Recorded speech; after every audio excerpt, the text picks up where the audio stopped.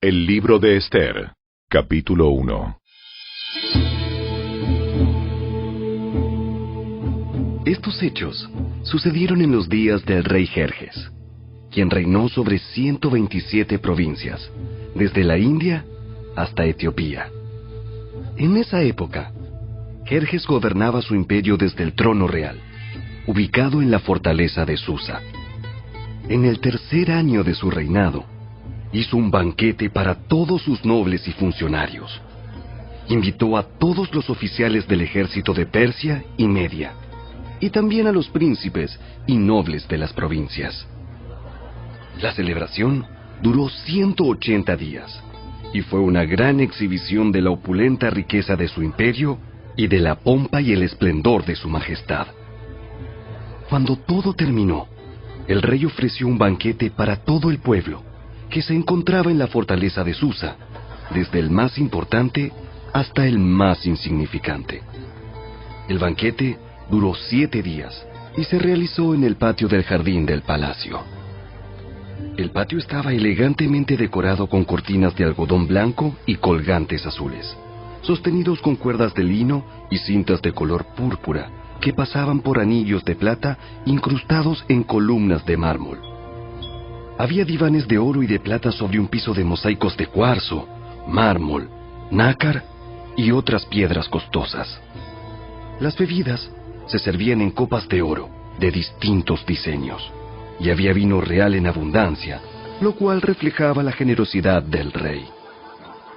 Por decreto del rey, no había límite de consumo, porque el rey había dado instrucciones a todos los empleados del palacio de que sirvieran a cada hombre cuanto quisieran. Al mismo tiempo, la reina Vasti hizo un banquete para las mujeres en el palacio real del rey Jerjes. Al séptimo día de la fiesta, cuando el rey Jerjes estaba muy alegre a causa del vino, les ordenó a los 7 eunucos que lo servían, Meumán, Vista, Carbona, Victa, Abacta, Setar y Carcas, que le trajeran a la reina Vasti con la corona real en la cabeza. Quería que los nobles y los demás hombres contemplaran su belleza, porque era una mujer sumamente hermosa. Pero cuando le comunicaron la orden del rey a la reina Vasti, ella se negó a ir. Esa respuesta enfureció al rey y lo hizo arder de enojo. Entonces, el rey consultó de inmediato con sus sabios consejeros, quienes conocían todas las leyes y costumbres persas, porque siempre les pedía consejo. Sus nombres eran Carcena, Setar, Admata, Tarsis, Meres, Marcena y Memucán, 7 nobles de Persia y Media. Esos hombres se reunían frecuentemente con el rey y ocupaban los cargos más altos del imperio. ¿Qué debe hacerse con la reina Vasti? ¿Qué sanción impone la ley para una reina que se niega a obedecer las órdenes que el rey le envía debidamente por medio de sus eunucos? Memucán contestó al rey y a los nobles: La reina Vasti ofendió no solo al rey, sino también a cada noble y ciudadano del imperio. Ahora, en todas partes, las mujeres comenzarán a despreciar a sus maridos cuando se enteren de que la reina Vasti se negó a presentarse ante el rey. Antes de que termine este día, las esposas de todos los nobles del rey en toda Persia y Media oirán lo que hizo la reina y empezarán a tratar a sus maridos de la misma manera. Nada pondrá fin a su desprecio y enojo. Así que, si al rey le agrada, sugerimos que emita un decreto por escrito, una ley de los persas y los medos que no pueda ser revocada. Debería ordenar que la reina Vasti sea excluida para siempre de la presencia del rey Jerjes y que el rey elija otra reina más digna que ella. Cuando se publique este decreto en todo el vasto imperio del rey, los maridos de todas partes, sea cual fuere su rango, recibirán el respeto que merecen de parte de sus esposas. El rey y sus nobles Consideraron que esa propuesta tenía sentido, así que el rey siguió el consejo de Memucán. Envió cartas por todo el imperio, a cada provincia en su propio sistema de escritura y en su propio idioma, proclamando que todo hombre debía ser jefe en su propia casa y decir lo que le viniera en gana.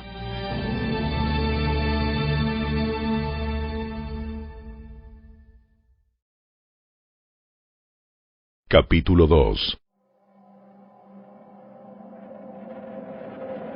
Una vez que se le pasó el enojo, Jerjes comenzó a pensar en Vasti y en lo que ella había hecho, y también en el decreto que él había firmado. Así que sus asistentes personales sugirieron lo siguiente: busquemos en todo el imperio jóvenes hermosas y vírgenes para el rey. Que el rey nombre delegados en cada provincia para que reúnan a esas hermosas jóvenes en el harén real en la fortaleza de Susa. Hegai, el eunuco del rey a cargo del harén, se ocupará de que todas ellas reciban tratamientos de belleza. Después, la joven que más agrade al rey será reina en lugar de Vasti. Al rey le pareció muy bueno ese consejo, así que decidió ponerlo en práctica. Por esos días, en la fortaleza de Susa, había un judío llamado Mardoqueo, hijo de Jair. Pertenecía a la tribu de Benjamín y era descendiente de Cis y Simei. Su familia había estado entre los que, junto con Joaquín, rey de Judá, fueron desterrados de Jerusalén y llevados a Babilonia por el rey Nabucodonosor. Mardoqueo tenía una prima joven muy hermosa y atractiva, que se llamaba Hadasa, a la cual también le decían Ester. Cuando el padre y la madre de ella murieron, Mardoqueo la adoptó, la integró a su familia y la crió como su propia hija. Como resultado del decreto del rey, Ester, junto con muchas otras jóvenes, fue llevada al harén del rey en la fortaleza de Susa y entregada al cuidado de Hegai. Hegai quedó muy impresionado con Ester y la trató con mucha amabilidad. Enseguida ordenó que le prepararan una dieta especial y se le hicieran tratamientos de belleza. También le asignó 7 doncellas escogidas especialmente del palacio del rey, y la trasladó junto con ellas al mejor lugar del harén. Ester no le había revelado a nadie su nacionalidad ni su trasfondo familiar porque Mardoqueo le había ordenado que no lo hiciera. Todos los días, Mardoqueo daba un paseo cerca del patio del harén para averiguar cómo estaba Ester y qué le sucedía. Antes de ser llevada a la cama del rey, a cada joven se le hacían obligatoriamente tratamientos de belleza durante 12 meses. Los primeros 6 con aceite de mirra y los siguientes con perfumes y ungüentos especiales. Cuando llegaba el momento para presentarse en el palacio del rey, se le permitía elegir la ropa y las joyas que quisiera llevarse del harén. Esa noche la llevaban a las habitaciones privadas del rey, y a la mañana siguiente la pasaban a un segundo harén, donde vivían las esposas del rey. Allí quedaba al cuidado de Sasgás, el eunuco del rey que se ocupaba de las concubinas. Jamás volvía a la presencia del rey a menos que a él le hubiera agradado de manera especial y la mandara a llamar por su nombre. Ester era hija de Abihail, tío de Mardoqueo. Mardoqueo había adoptado como hija a su prima menor, Ester. Cuando a Ester le llegó el turno de ser llevada ante el rey, ella siguió el consejo de Hegai, el eunuco encargado del harén. No pidió nada aparte de lo que él le sugirió, y todos los que la veían, la admiraban. Llevaron a Ester ante el rey Jerjes, en el palacio real, a comienzos del invierno del 7º año de su reinado. Y el rey amó a Ester más que a todas las demás jóvenes. Estaba tan encantado con ella que le puso la corona real sobre la cabeza y la declaró reina en lugar de Vasti. Para celebrar la ocasión, ofreció un gran banquete en honor de Ester a todos sus nobles y funcionarios. Decretó día de fiesta para las provincias y entregó generosos regalos a todos. Aún después de que todas las jóvenes fueron trasladadas al segundo harén y Mardoqueo fue designado oficial del palacio, Ester siguió manteniendo en secreto su trasfondo familiar y su nacionalidad. Todavía seguía los consejos de Mardoqueo, tal como cuando vivía en su casa. Cierto día, mientras Mardoqueo estaba de guardia en la puerta del rey, dos de los eunucos del rey, Bigtana y Teres, guardias que custodiaban la entrada a las habitaciones privadas del rey, se enojaron con el rey Jerjes y conspiraron para asesinarlo. Pero Mardoqueo se enteró del complot y le pasó la información a la reina Ester. Entonces ella se lo contó al rey y le dio el crédito a Mardoqueo por la noticia. Cuando se hizo la investigación y se confirmó que lo que decía Mardoqueo era cierto, los dos hombres fueron atravesados con un poste afilado. Todo el suceso quedó registrado en el libro de la historia del reinado del rey Jerjes.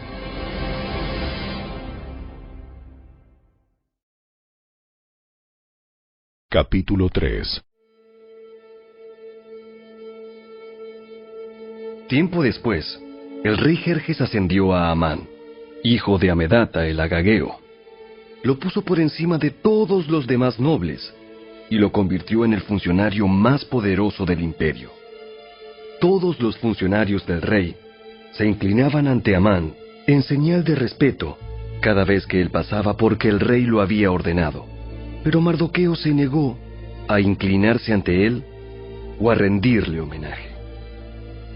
Entonces, los funcionarios del palacio que estaban a la puerta del rey le preguntaron a Mardoqueo: ¿Por qué desobedeces la orden del rey? Todos los días le hablaban de lo mismo, pero aún así, él se negaba a cumplir la orden. Entonces le informaron a Amán para saber si él toleraría la conducta de Mardoqueo, ya que Mardoqueo les había dicho que era judío.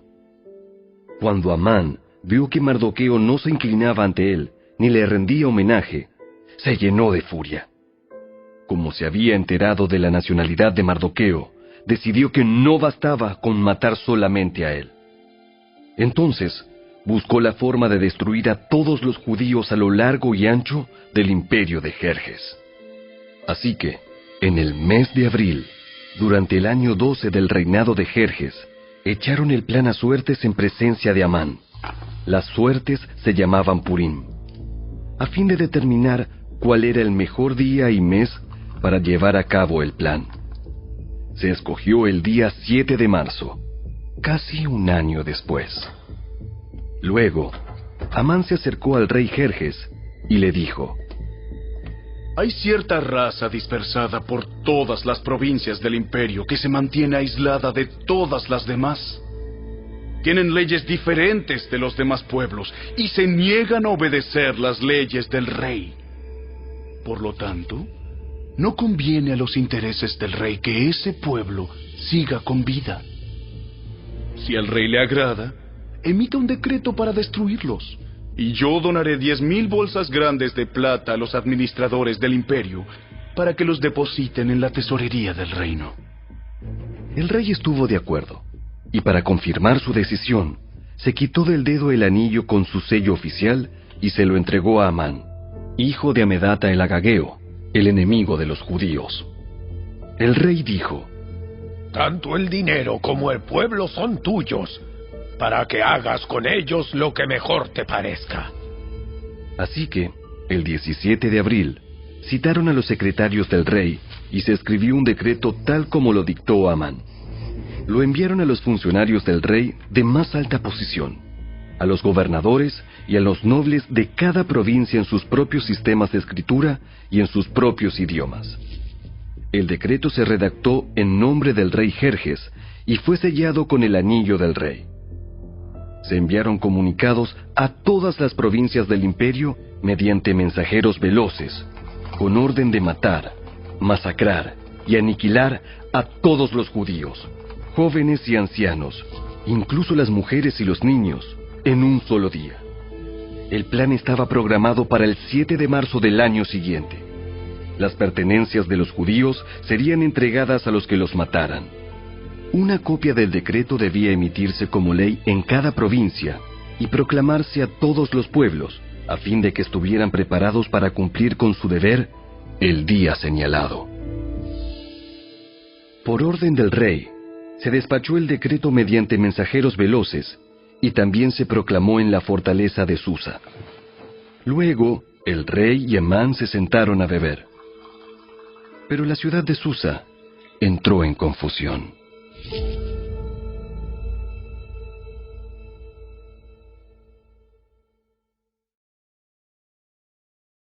Capítulo 4. Cuando Mardoqueo se enteró de todo lo que había ocurrido, se rasgó su ropa, se vistió de tela áspera, se arrojó ceniza y salió por la ciudad llorando a gritos con un amargo lamento. Llegó hasta la puerta del palacio, porque no se permitía que nadie entrara por la puerta del palacio vestido de luto. A medida que la noticia del decreto real llegaba a todas las provincias, había más duelo entre los judíos. Ayunaban, lloraban y se lamentaban, y muchos se vestían con tela áspera y se acostaban sobre ceniza. Cuando las doncellas y los eunucos de la reina Ester se le acercaron y le contaron lo de Mardoqueo, ella se angustió profundamente. Le envió ropa para reemplazar la tela áspera, pero él la rechazó. Luego, Ester llamó a Atac, uno de los eunucos del rey que había sido designado como su asistente. Le ordenó que fuera a ver a Mardoqueo y averiguara qué era lo que le preocupaba y por qué estaba de luto. Entonces Atac salió a buscar a Mardoqueo a la plaza, frente a la puerta del palacio. Mardoqueo lo puso al tanto de todo lo que había pasado. Hasta le dijo el monto exacto de dinero que Amán había prometido depositar en la tesorería del reino para la destrucción de los judíos. Mardoqueo le entregó a Atac una copia del decreto emitido en Susa, que ordenaba la muerte de todos los judíos. Le pidió a Atac que se lo mostrara a Ester y le explicara la situación. También le pidió a Atac que la exhortara a presentarse ante el rey para suplicarle compasión e interceder a favor de su pueblo. Así que Atac volvió a Ester con el mensaje de Mardoqueo. Entonces Ester le ordenó a Atac que volviera a ver a Mardoqueo y le diera el siguiente mensaje. Todos los funcionarios del rey e incluso la gente de las provincias saben que cualquiera que se presenta ante el rey en el patio interior sin haber sido invitado está condenado a morir, a menos que el rey le extienda su cetro de oro, y el rey no me ha llamado a su presencia en los últimos 30 días. Así que a Atac le dio el mensaje de Ester a Mardoqueo. Mardoqueo le envió la siguiente respuesta a Ester. No te creas que por estar en el palacio escaparás cuando todos los demás judíos sean asesinados. Si te quedas callada en un momento como este, el alivio y la liberación para los judíos surgirán de algún otro lado, pero tú y tus parientes morirán.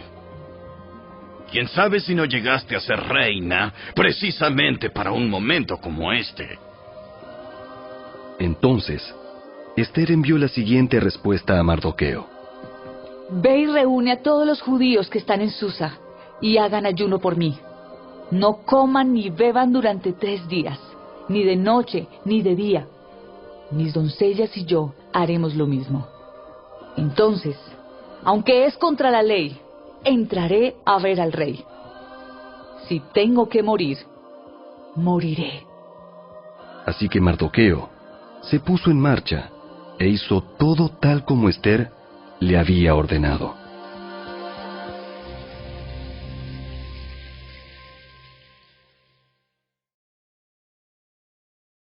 Capítulo 5. Al tercer día del ayuno, Ester se puso las vestiduras reales y entró en el patio del interior del palacio, que daba justo enfrente a la sala del rey.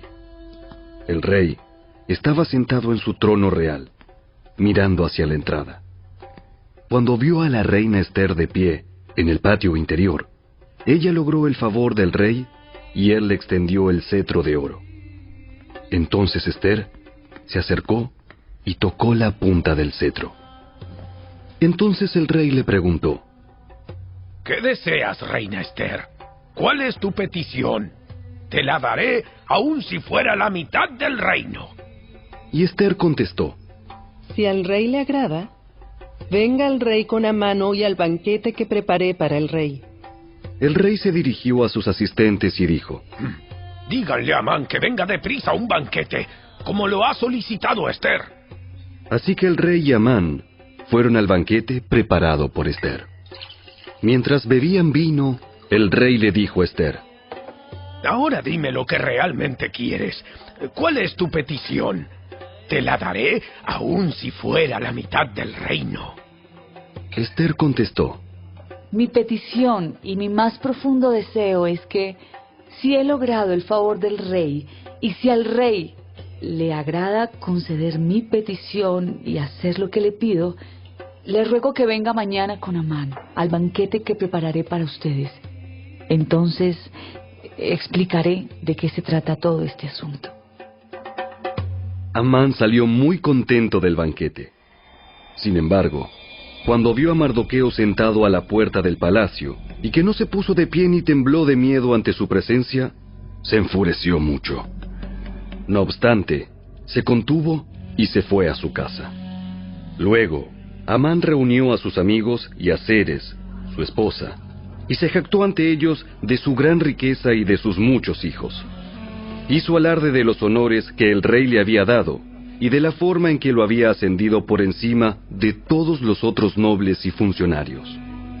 Amán también añadió: Y eso no es todo. La reina Esther nos invitó exclusivamente al rey y a mí a un banquete que preparó para nosotros. Y me invitó a cenar mañana nuevamente con ella y con el rey. Sin embargo, todo eso no vale nada mientras ve al judío Mardoqueo sentado allí, a la puerta del palacio. Entonces Zeres, la esposa de Amán, y todos sus amigos sugirieron: Levanta un poste afilado. Levanta un poste afilado que mida 23 metros de altura. Y mañana por la mañana, pídele al rey que atraviese a Mardoqueo en el poste. Después de eso podrás seguir alegremente tu camino al banquete con el rey. A Amán le gustó la idea y ordenó que colocaran el poste.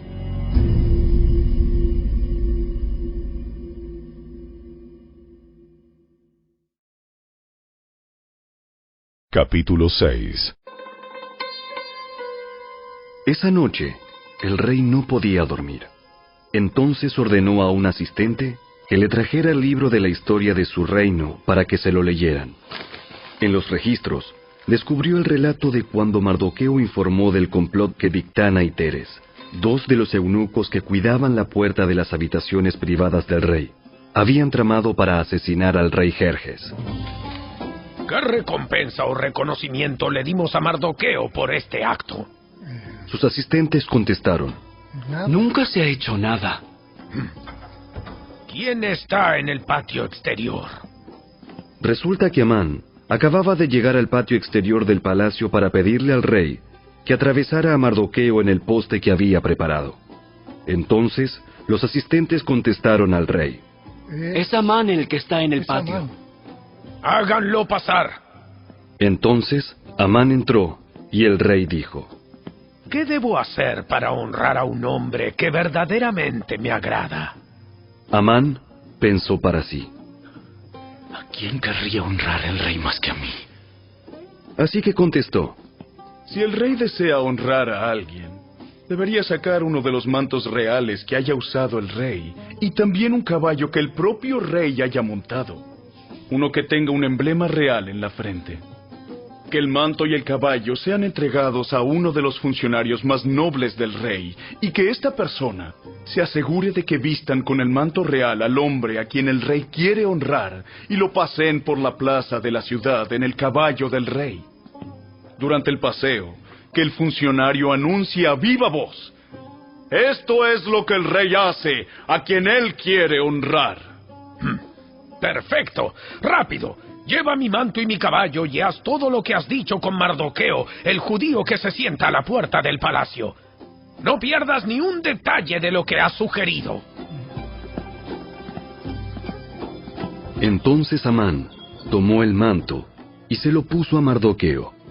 Lo hizo montar el caballo del rey y lo paseó por la plaza de la ciudad, gritando: Esto es lo que el rey hace a quien él quiere honrar. Después, Mardoqueo regresó a la puerta del palacio, mientras que Amán se apresuró a volver a su casa desalentado y totalmente humillado. Cuando Amán le contó a su esposa, Ceres, y a todos sus amigos lo que había sucedido, sus sabios consejeros y su esposa dijeron: Ya que Mardoqueo, este hombre que te ha humillado, es de origen judío, jamás tendrás éxito con tus planes contra él. Oh, será tu ruina seguir oponiéndote a él.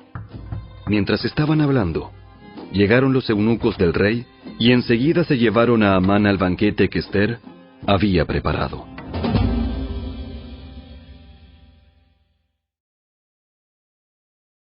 Capítulo 7. Entonces el rey y Amán fueron al banquete de la reina Ester. En esta segunda ocasión, mientras bebían vino, el rey volvió a decir a Ester: Dime lo que desees, reina Ester. ¿Cuál es tu petición? Yo te la daré, aun si fuera la mitad del reino. La reina Ester contestó: Si he logrado el favor del rey, y si al rey le agrada conceder mi petición, pido que mi vida y la vida de mi pueblo sean libradas de la muerte. Pues mi pueblo y yo hemos sido vendidos para ser muertos, masacrados y aniquilados.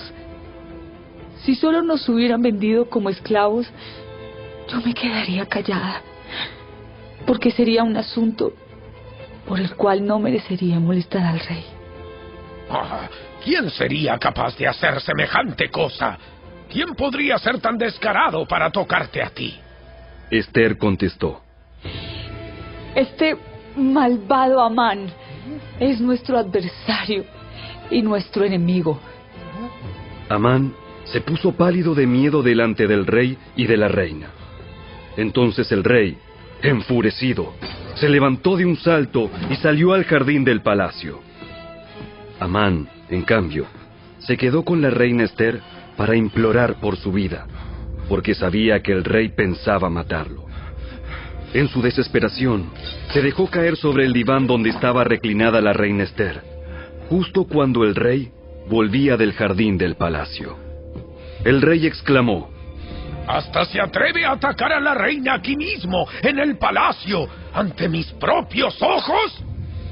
Entonces, en cuanto el rey habló, sus asistentes le cubrieron la cara a Amán en señal de condena. Luego, Arbona, uno de los eunucos del rey, dijo: Amán ha levantado un poste afilado de 23 metros de altura en el patio de su casa. Tenía pensado utilizarlo para atravesar a Mardoqueo, el hombre que salvó al rey de ser asesinado. ¡Que atraviesen a Amán en ese poste! Entonces, atravesaron a Amán con el poste que había levantado para Mardoqueo, y la furia del rey se calmó.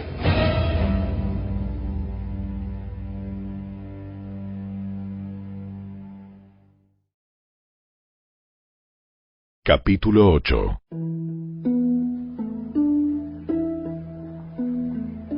Ese mismo día, el rey Jerjes entregó a la reina Ester las propiedades de Amán, el enemigo de los judíos. Luego, llevaron a Mardoqueo ante el rey, porque Ester le había contado al rey el parentesco que había entre ellos. El rey se quitó el anillo con su sello oficial, el cual había recuperado de Amán, y se lo dio a Mardoqueo.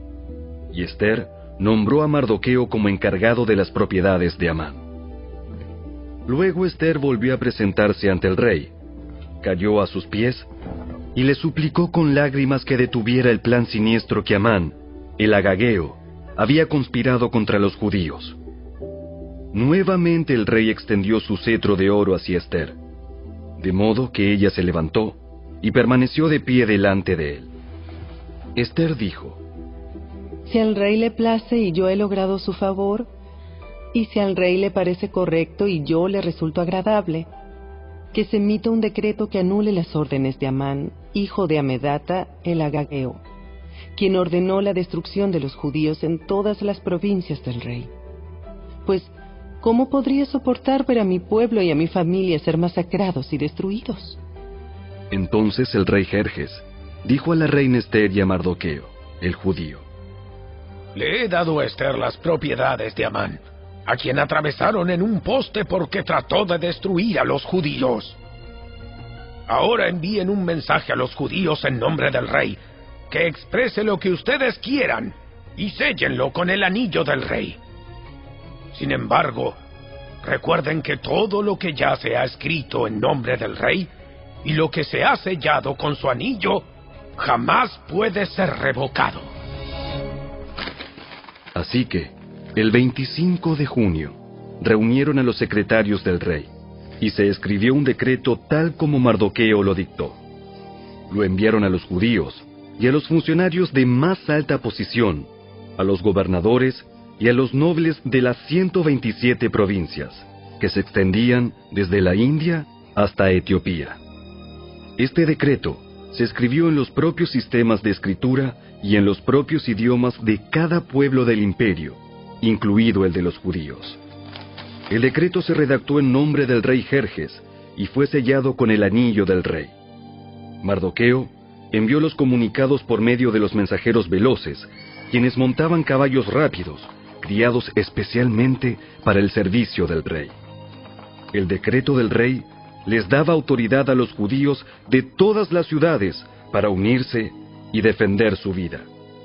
Se les permitía matar, masacrar y aniquilar a cualquiera, de cualquier nacionalidad o provincia, que los atacara a ellos o a sus esposas e hijos. También podían apoderarse de los bienes de sus enemigos. El día escogido para llevar a cabo esa acción en todas las provincias del rey Jerjes fue el 7 de marzo del año siguiente. En cada provincia debía emitirse una copia de ese decreto como ley y proclamarse a todos los pueblos, para que los judíos estuvieran preparados para vengarse de sus enemigos el día señalado. Así que, impulsados por el mandato del rey, los mensajeros salieron a toda prisa sobre caballos rápidos, criados para el servicio del rey. Este mismo decreto también se proclamó en la fortaleza de Susa. Luego, Mardoqueo salió de la presencia del rey vestido con el manto real azul y blanco, con una gran corona de oro y con una capa de púrpura y lino de la más alta calidad.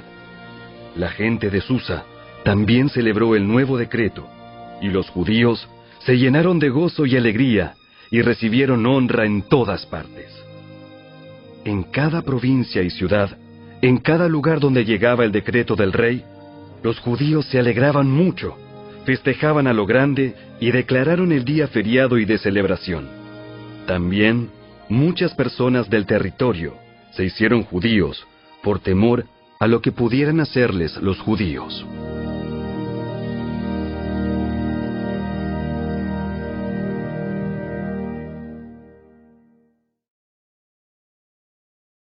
Capítulo 9. Así que, el 7 de marzo, los 2 decretos del rey entraron en vigencia. Ese día, los enemigos de los judíos tenían la esperanza de dominarlos, pero ocurrió todo lo contrario.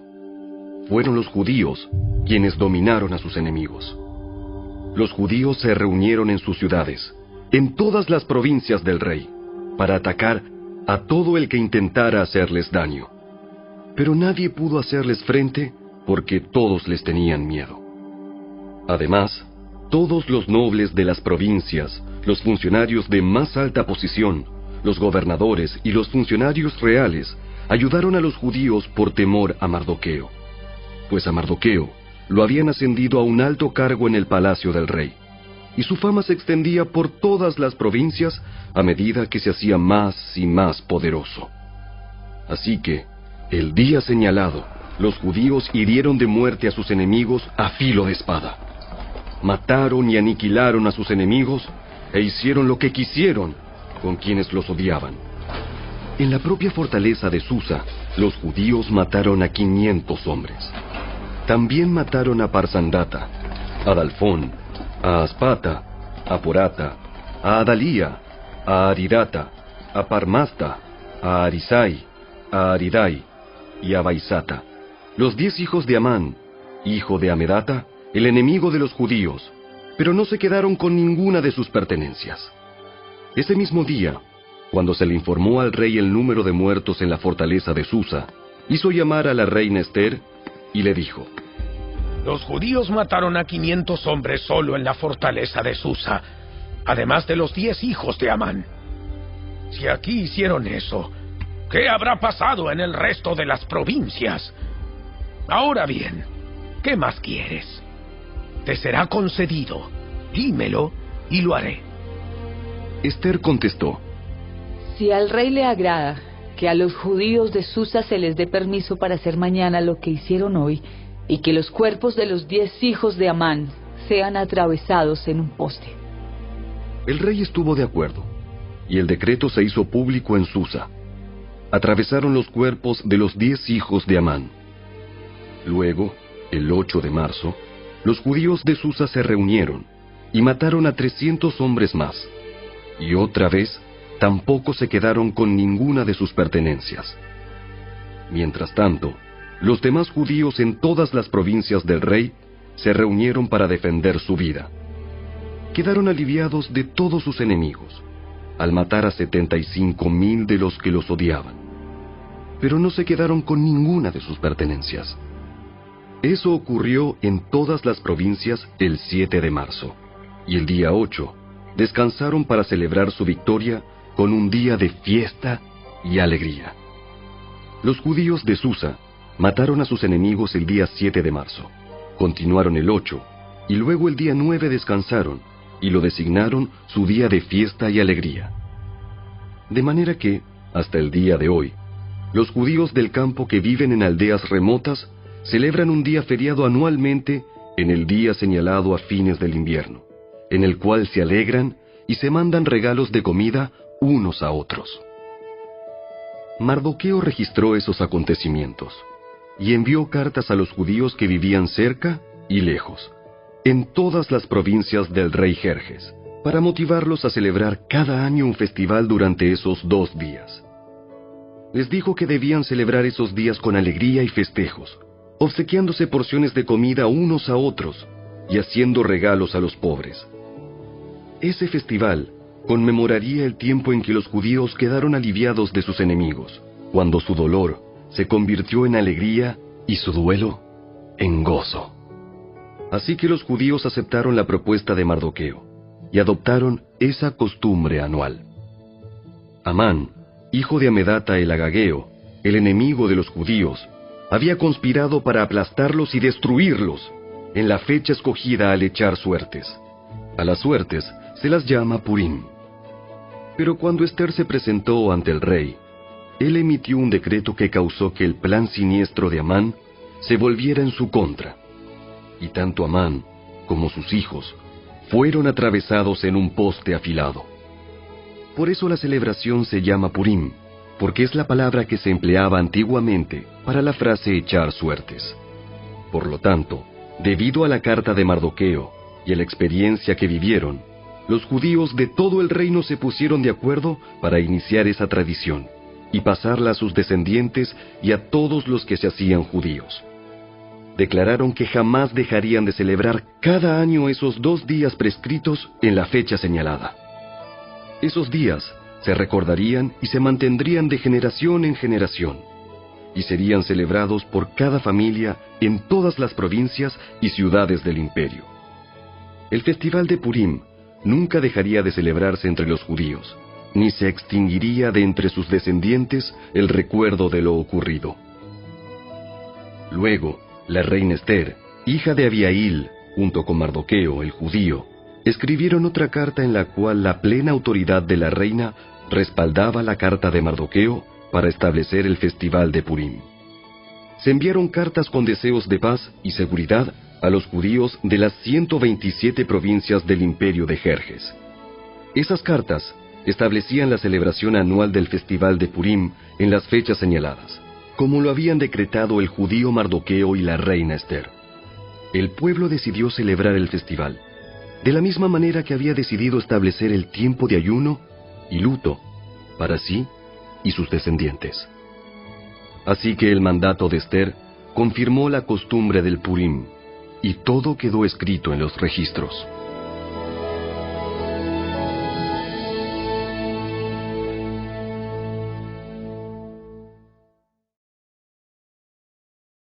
Capítulo 10. El rey Jerjes impuso un tributo en todo su imperio, incluso hasta las costas lejanas. Sus grandes logros y el relato completo de la grandeza de Mardoqueo, a quien el rey había ascendido, están registrados en el libro de la historia de los reyes de Media y Persia. Mardoqueo, el judío, llegó a ser primer ministro, segundo en mando después del propio rey Jerjes. Fue un hombre muy importante entre los judíos, de gran estima ante ellos, porque siguió actuando a favor de su pueblo y defendiendo el bienestar de todos sus descendientes.